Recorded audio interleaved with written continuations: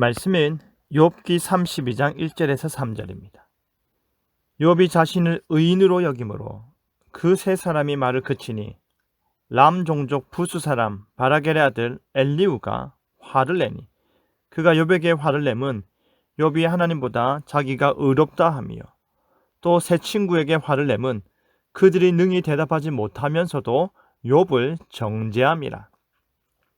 욥과 세 친구들과의 반복된 논쟁을 지켜보던 한 사람이 있었습니다. 그가 바로 엘리우입니다.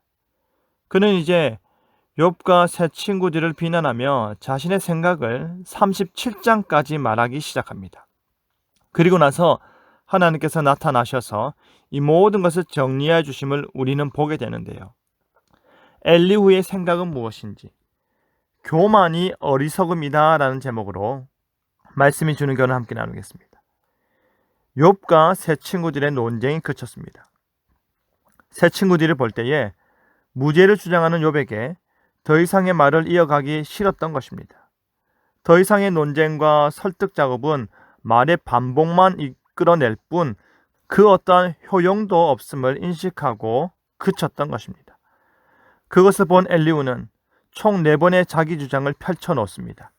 그가 람 종족 부스 사람 바라겔의 아들로 소개되며 조상들의 이름까지 언급하고 있는 것은 앞선 세 친구들과 비교할 때에 조금 더 중요한 인물이지 않을까 생각이 됩니다. 그의 이름 역시 그는 나의 하나님이십니다.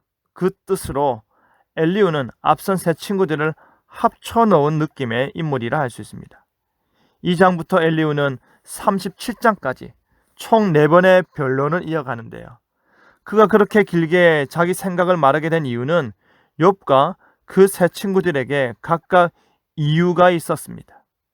욥에게 있는 이유는 바로 욥의 변명과 주장을 들어보면 그가 하나님보다 더 의로운 양 말하고 있다고 생각이 되어 참을 수가 없었던 것입니다. 왜냐하면 지금 욥이 자기 결백과 자기 무죄를 주장하고 있기 때문입니다. 죄를 향해 징벌하시는 하나님의 본성과 창조 질서를 무시하는 교만한 발언이라 생각하기 때문입니다. 그러니 교만한 욥을 향해 엘리우는 자기 생각을 말하고자 하는 것입니다. 그리고 새 친구들에게도 이유가 있습니다.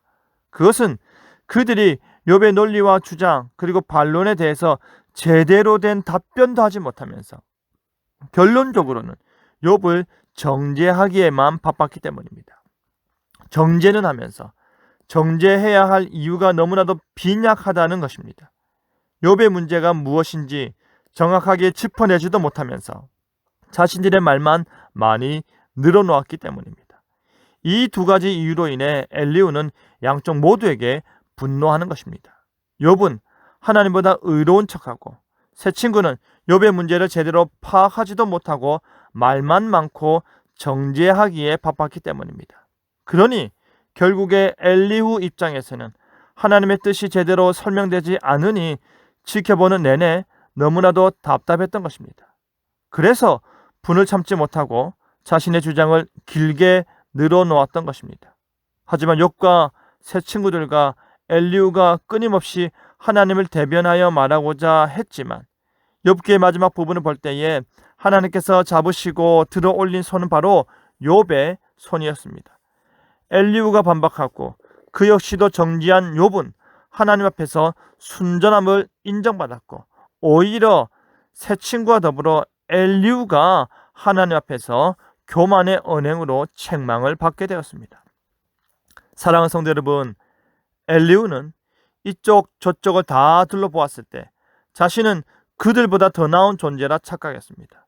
자신은 그들보다 더 지혜롭고 욥의 상황을 제대로 간파하여 정리할 수 있다 판단하였습니다.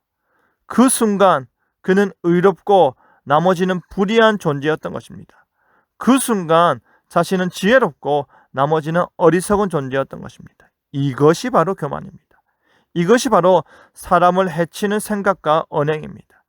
우리는 누군가에게 일어난 불행한 일들을 보고 판단할 때 항상 겸손히 그리고 조심히 대하는 자세를 가져야 할 것입니다.